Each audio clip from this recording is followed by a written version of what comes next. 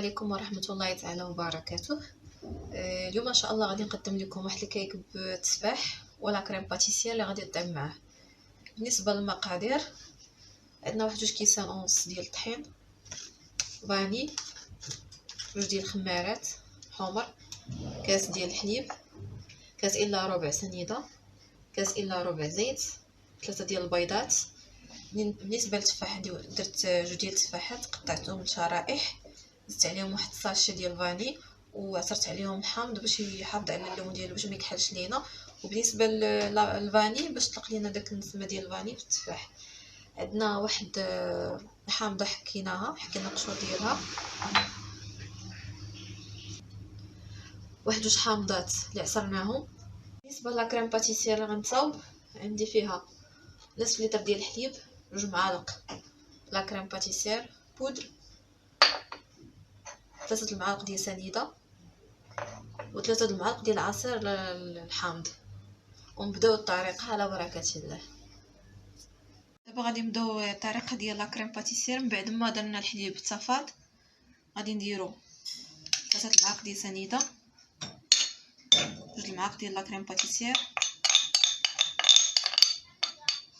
غنحركوهم حتى يندمجوا مع بعضياتهم. عاد نزيدو الحليب نحركوهم باش ما يتكورش لينا، باش ملي كنديرو سنيده مع لا كريم باتيسيير ما كيتكورش لينا. دابا غادي نبدا نشعلو على البوطه ونديروها نار مهيله، وغادي نبقاو نضيفو الحليب بشويه بشويه حتى تعقد لينا لا كريم باتيسيير. دابا غادي نضيفو الحليب بشويه،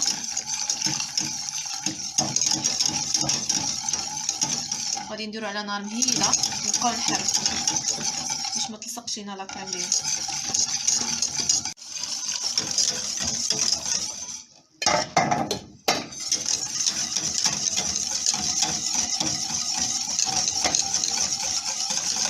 غادي نكملو نبقاو نحركوها حتى تعقد لينا لا كريم ديالنا.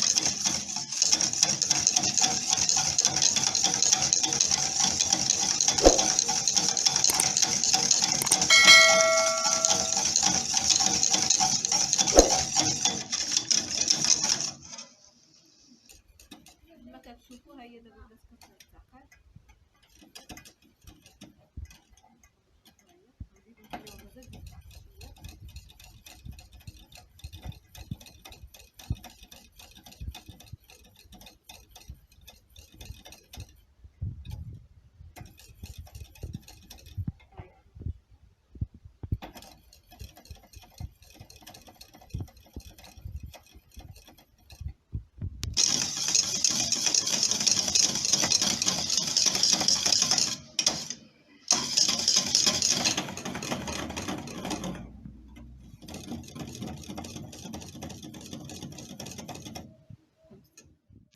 من بعد ما وجدنا لا كريم باتيسيير ديالنا، هذا هو القوام اللي كنا باغيين نحصلوا عليه.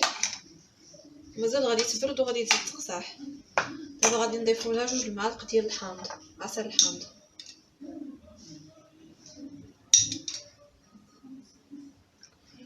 غادي نضيفوا لها قليل من قشور الحامض.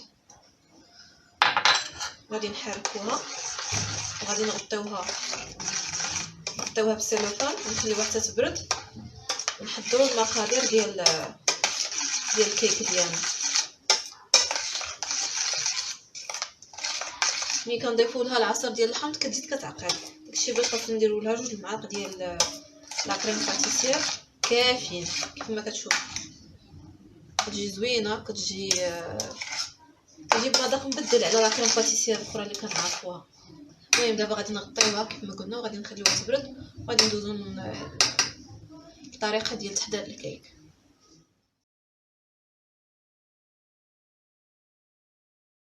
دابا غنبداو المقادير ديال تحضير الكيك. كي قلنا على 3 البيضات،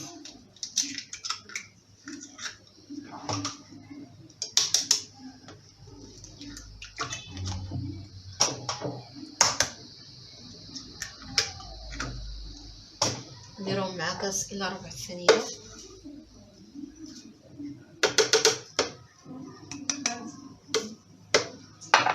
ونديرو مع واحد خريصه ديال الملحه،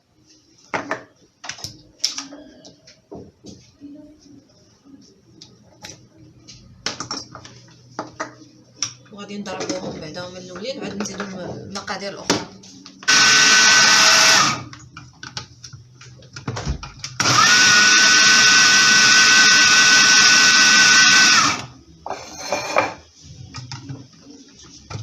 غادي نضيفو قشور ديال الحامض،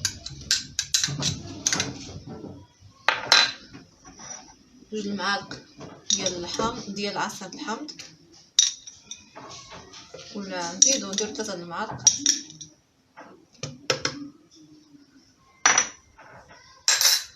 نزيدو كاس ديال الزيت الا ربع ديال الزيت،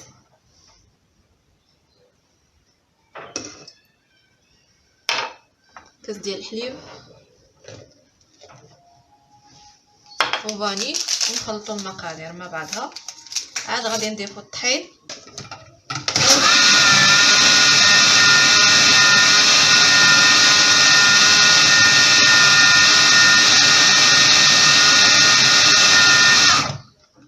دابا. غادي نضيفو بعد ما خلطنا المقادير غنضيفو دابا 2 كيسان ديال الطحين بعد ما غربلتو، 2 كيسان ونص ديال الطحين.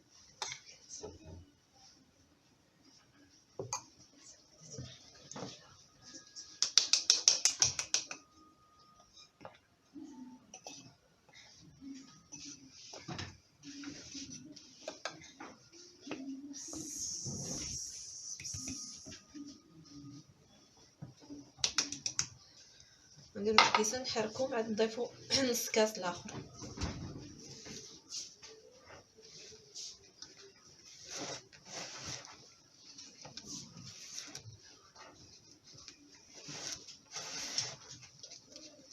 غادي نضيفو 2 خمارات،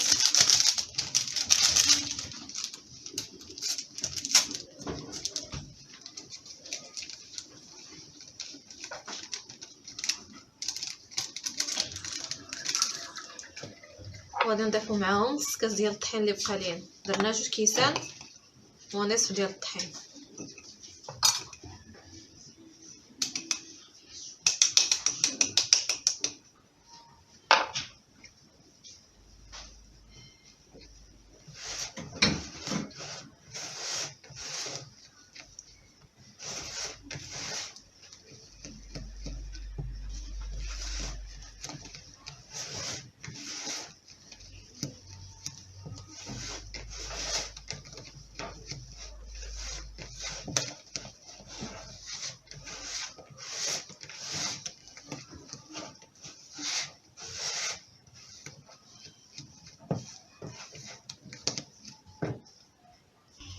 من بعد ما خلطت المقادير كامله، دابا غادي ندير الخليط ديالي في المول.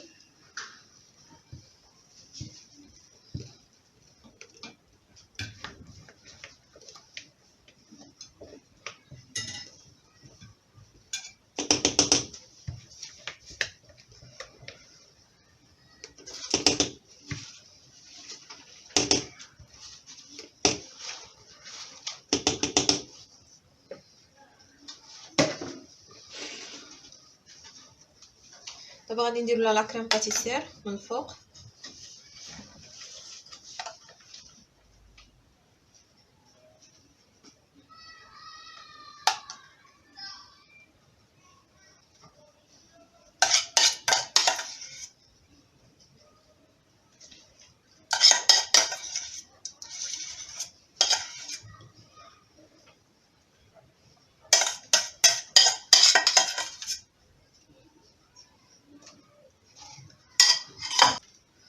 نقادوها بالمعلقه باش توزع علينا مزيان.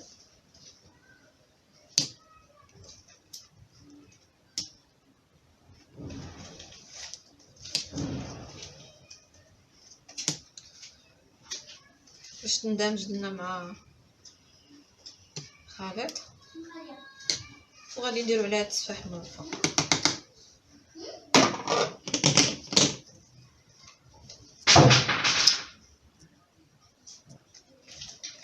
دابا غادي نديرو التفاح من الفوق.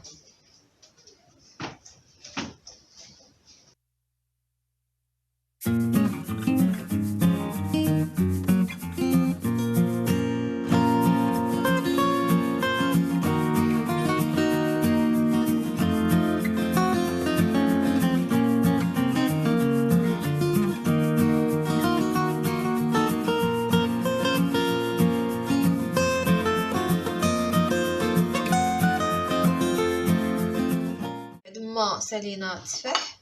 دابا غنديرو الزبيب،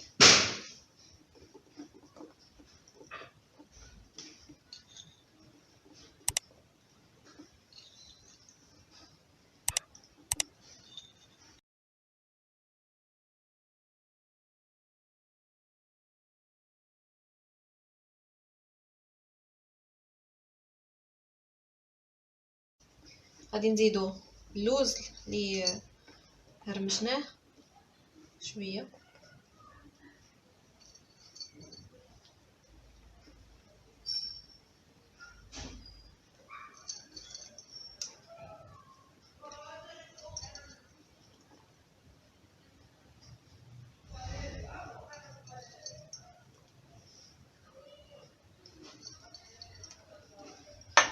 صافي. دابا غادي نكونوا شعلنا الفران قبل باش يسخن. دابا غادي ندخلوها طيب ونخليوها واحد 45 دقيقه، وغادي نرجع لكم باش تشوفوا النتيجه الاخيره ديال الكيك ديالنا.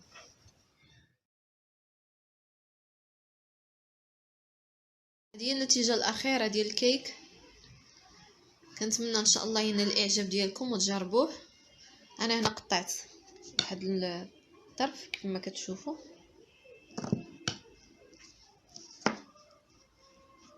كنتمنى ان شاء الله تجربوه وينال الاعجاب ديالكم، وما تنساوش تابوناو في لاشين ديالنا وتضغطوا على زر الجيم. وشكرا جزيلا.